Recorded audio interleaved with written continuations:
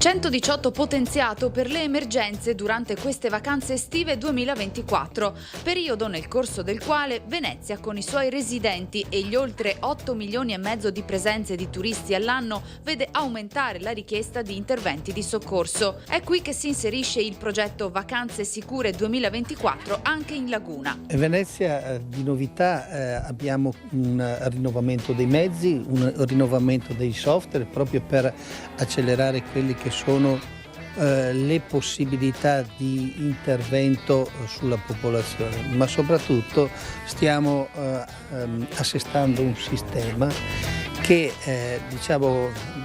chiamiamo oggi potenziamento estivo, ma Venezia, viste i connotati, viste le iniziative, direi è un continuo adattamento a delle situazioni particolari.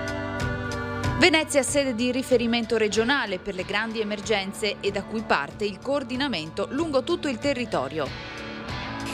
Il Centro di Venezia fa da coordinamento per alcune attività particolari come le grandi emergenze e poi è sede del Dipartimento regionale, quindi coordina un po' gli aspetti generali di funzionamento del sistema.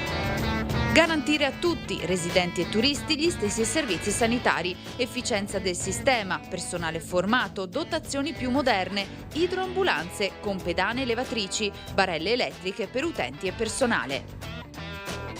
Ormai Venezia è un luogo di incontro e in questo incontro si realizzano delle concentrazioni di persone, di eventi tali per cui il sistema deve essere sufficientemente dimensionato ma soprattutto sufficientemente preparato per affrontare queste situazioni che da eccezionali stanno diventando ordinarie.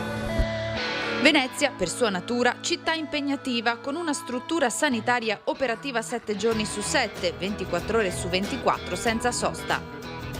Purtroppo abbiamo visto anche recentemente con episodi che hanno segnato la cronaca di questa città quanto sia importante per poter salvare anche poche vite intervenire immediatamente nel modo giusto.